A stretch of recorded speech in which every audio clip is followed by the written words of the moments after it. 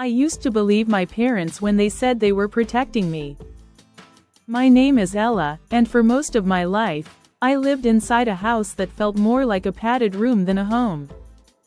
Every sharp edge was covered, every dream I had was quietly deflated. They said I was too sensitive, too anxious, too physically frail. My back pain, just another reason to keep me inside. My quiet nature, proof I couldn't handle the world.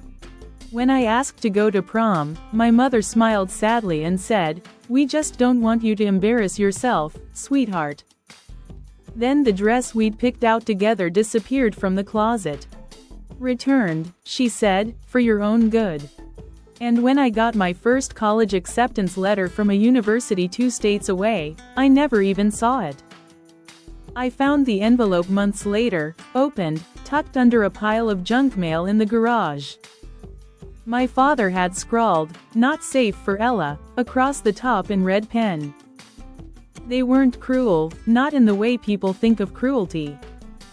They never yelled, never hit. They just decided for me, quietly, consistently, and always with that same soft tone of condescension. "Some girls are meant to be protected," Mom would say, brushing my hair with a hand that never stopped trembling. "You'd fall apart out there, we're doing this because we love you." But it didn't feel like love, it felt like a cage with wallpaper. I didn't know it then, but they weren't protecting me from the world. They were protecting the world from me. I wasn't trying to snoop, I just wanted to print out a resume. Dad always kept the old desktop in the sunroom, password protected, of course. But that day, for once, it was left open. A spreadsheet blinked on the screen, I didn't understand most of it. Just rows of numbers, facility maintenance fees, Medicare invoices, loan interest. Then I saw my name, Ella Monroe, borrower, joint co-signer, Richard Monroe. There it was, a $72,000 loan taken out against my name for facility expansion. And the final note beside it, underlined in bold, read, "Client unaware, family controlled, risk minimal." I couldn't breathe. When I confronted them, they didn't even deny it. Dad didn't flinch, just said, "You wouldn't have known what to do with that money, Ella. It's safer this way, for you." Mom added gently, "You'll never have to worry about anything. We're taking care of your future." They spoke about me like I was a pet they couldn't leave alone in the house too long. As if my body, my mind, my name were theirs to manage. That night, I sat in my room, staring at the ceiling. I wasn't crying, I wasn't yelling, but I was breaking, quietly, fully. For the first time, I realized I wasn't being loved, I was being owned. And I didn't want to live like someone's liability anymore. I thought about running, I really did. I stared at the Greyhound schedule on my cracked phone screen for almost an hour. The next bus out of town left at 4:10 a.m., no ID check, just cash. But then I heard my mother's footsteps in the hallway, soft, predictable. She paused outside my door, like she always did. And said through the crack, "We're ordering from Greer's tonight. Your favorite, right? The soup with the soft noodles." That's what got me, not the manipulation, not the lies, not even the loan. The soup, that tiny, suffocating reminder that no matter what they stole from me, my choices, my money, my future, they'd still wrap it in a warm bowl and call it love. I closed the bus schedule, powered the phone off. Maybe they were right, maybe I really wasn't strong enough. I pulled the covers over my head like a child and whispered the lie I'd been taught to swallow. At least they care. But deep down, something else stirred, small, quiet, but alive. And that something wasn't afraid anymore. Her name was June, retired nurse, lived 2 houses down. Wore lavender cardigans and always smelled like chamomile tea. I used to think of her as the nice lady with the broken porch swing. I never expected her to save my life. It started with a book. I was walking home from a volunteer shift at the nursing home. My parents' idea, of course, to build structure. June saw me dragging my feet and called out, "Wait, sweetheart, you dropped something." It was a paperback copy of The Giver*. I hadn't, but I let her believe it. The next day, she brought out a stack of GED prep books and a mug of peppermint cocoa. "I know that look," she said, "that quiet scream behind your eyes. I had it once too." We started meeting once a week, just reading at first, then writing, then math. She never cried, never asked about my parents. But she always left the porch light on, just in case I came early. June taught me things no one else ever did. How to calculate student loan interest. How to speak with your shoulders, even when your voice shakes. How to write my full name without apologizing for it. And when I passed my GED exam, she didn't cry. She just handed me an envelope. Inside was $7,600 in cash and a note. For the bus ride, and whatever comes after. That was the first time I realized I wasn't broken, I was just unfinished. I left before sunrise, no dramatic confrontation, no shouting match. No handwritten letter folded on the kitchen table. Just a duffel bag, June's envelope tucked deep in the lining, and a one-way bus ticket to Chicago. I still remember the sound my shoes made on the gravel as I walked down the driveway. Not a single light on in the house, not even the porch, not this time. I didn't cry, I thought I would. But when the town faded behind me, all I felt was stillness. Like I'd finally stopped treading water. I used a fake last name when I applied for the receptionist job at a low-income elder care facility. Ella Stone. It sounded solid, heavy, like something that couldn't be pushed around. My first paycheck was $217. It barely covered rent in the basement apartment I found. But it was mine. Every hour I worked, every bedpan I changed, every nurse I shadowed. It built something in me, strength, maybe, or maybe just defiance.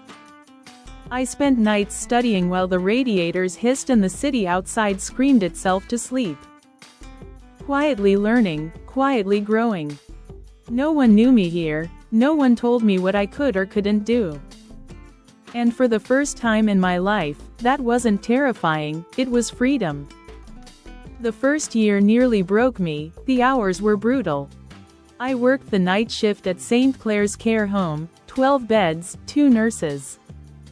One ancient coffee maker that rattled like a dying engine.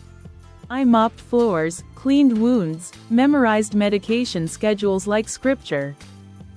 And every night before bed, I studied state elder care regulations under the flickering kitchen light. No one knew my name, I liked it that way. The nurses started trusting me. One of them, Karina, let me borrow her textbooks. She said I had quiet grit, that stuck with me, quiet grit. I earned certifications one by one, patient support, then case coordination, then residential operations. I started getting interview calls from better facilities, but I said no. Because I was watching something. My parents' nursing home, the one they said I'd never be strong enough to help run, was failing. I saw the signs in industry newsletters. Operating losses, unpaid vendor contracts, staff resignations. And then came the tip, a former staff member from their facility, Miguel. Recognized me at a conference, pulled me aside. "You're Ella, aren't you? From Monroe Care." I froze. He lowered his voice. "They used your social security number for the SBA loans during COVID." "You didn't know?" "No, I didn't." He handed me a manila envelope, inside, printouts, loan filings, account transfers. My name listed as guarantor. They were still using me, even after I disappeared. I wanted to scream, but I didn't. Instead, I walked outside, sat on a park bench, and just breathed.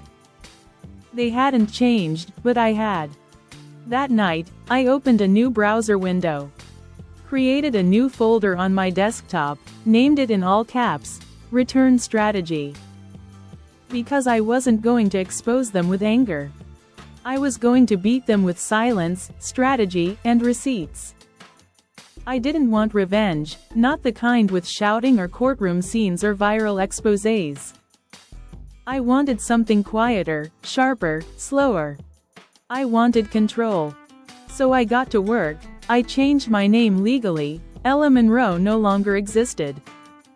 On paper, I became Ella Stone, founder of Stone and Vine Living, a small but rising care management consultancy. I partnered with 2 other women-led firms to form an acquisition trust. We began scouting struggling nursing homes. Ones bleeding money but still valuable in real estate terms. Ones like my parents'. Their facility had a new name now, Silver Pines Manor. It looked fancier, shinier, but the numbers didn't lie. Their debts were stacked like dominoes. The state had flagged 3 billing irregularities, a class action lawsuit loomed. And the bank, getting nervous, perfect timing. I dressed deliberately the morning we finalized the deal. Gray suit, no jewelry, hair tied back so tight it looked severe. The kind of look that said, I don't need to raise my voice to make you listen. In my bag, a printed binder with every document they'd forged. Every lie they'd built into the system. I didn't need to use them yet, but they were coming with me. That night, I practiced what I'd say. Not in front of a mirror, in front of a blank wall. Because that's what they used to see when they looked at me. A wall, a waste, a delicate thing meant to sit and smile. Not anymore, now I was walking into the room. And this time, I was holding the keys. The boardroom smelled like old coffee and desperation. 12 chairs, 1 long table, a projection screen buzzing faintly in the corner. The bank had arranged the meeting, final negotiations. Before Silver Pines Manor either restructured or collapsed. My parents sat at the head of the table. Dad wore his usual navy blazer, though the cuffs were frayed. Mom had on pearls I remembered from my childhood, fidgeting with them like prayer beads. They didn't recognize me at first. I sat near the far end, flanked by my legal counsel. And a silent man named Harris, representing the acquisition trust. I kept my face neutral, watchful. The presentation began, charts, losses, proposed cuts. Dad spoke with that same fake poise he always used when charming investors. The facility is still viable, we just need another 6 months of bridge financing. Then came the vote. The bank officer turned to Harris and asked, "And what does Stone and Vine Living recommend?" Harris didn't answer, I did. "We recommend acquisition, full purchase, immediate transfer of operational control." The room turned. Mom squinted. "I'm sorry, who are you?" I stood up slowly, placed the printed binder on the table, and flipped it open to the cover page. "Ella Stone," I said, "managing partner, majority debt holder, and your daughter." Silence. Dad's face drained to gray. He looked at the binder, then at me. "You're just here to humiliate us." I smiled, but only with my eyes. "No, I'm here to clean up your mess." I clicked the remote. The screen behind me lit up. Not with charts, but with a video I'd stitched together the night before. Footage from my years of work, changing bedpans at midnight, studying in my basement apartment, accepting my license from the state health board, overlaid with audio clips I'd saved from a hidden recorder. "She's too fragile, she'll never survive on her own. She should be grateful we didn't institutionalize her." The room stayed silent, not out of politeness, out of paralysis. I let the video run to the end, then shut it off with a single click. Effective today, I said. Stone and Vine owns 87% of Silver Pines Manor's operational debt. I hold controlling interest. Dad started to speak, something about dignity, about legacy. But I held up a hand. This isn't personal, it's business. And you taught me how to treat people like numbers. No one applauded, no one had to. I had walked into the room they built to keep me small. And I tore it down with poise. I didn't fire them, that would have been too easy, too fast. Instead, I reassigned them. My father, Richard Monroe, was placed on mandatory compliance oversight. 3 reports per week, daily check-ins with staff he used to ignore. His new desk was a folding table in the staff lounge, next to the vending machine that never worked. My mother, Mara, was given a rotational role. Meal service on Tuesdays, linen inventory on Thursdays, light custodial support on Sundays. She used to glide through the halls like a queen. Now she buzzed at my office door for cleaning supply approvals. I never raised my voice, never gloated, just signed the orders. Professionally, neatly. They tried to talk to me at first, asked if this was punishment. Dad said, "We were doing what we thought was best, you were so delicate." I looked him in the eyes and replied, "Then this should be a relief. Everything's being handled for you." No one recorded that moment, but I remember the look in his eyes. Not anger, not regret, recognition. He finally saw me, not the broken girl he once managed, but the woman who now held the schedule, the signature authority, the building keys. They used to say I wasn't strong enough to lead. Now they buzzed for permission to mop the floor. Owning the nursing home wasn't the end, it was just the foundation. I could have stopped there, let my parents live out their days under fluorescent lights and daily reminders of the daughter they dismissed. But I kept seeing the other Ellas, quiet girls pushing wheelchairs, underpaid aides skipping meals, immigrant nurses writing reports no one reads. I couldn't forget them, so I used the leverage I had. I contacted the state health board, sent in the documents Miguel had shared. The ones my parents thought they'd buried in old filing cabinets. Fraudulent billing, falsified medication logs, dozens of violations. An investigation opened quietly. Then came the legal notices, civil penalties, back payments, a federal audit. My name wasn't listed anywhere on the public filings.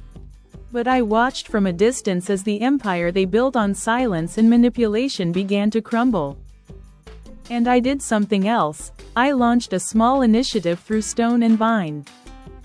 A scholarship fund for under-recognized female caregivers. We called it June's Light, after the woman who first lit my path.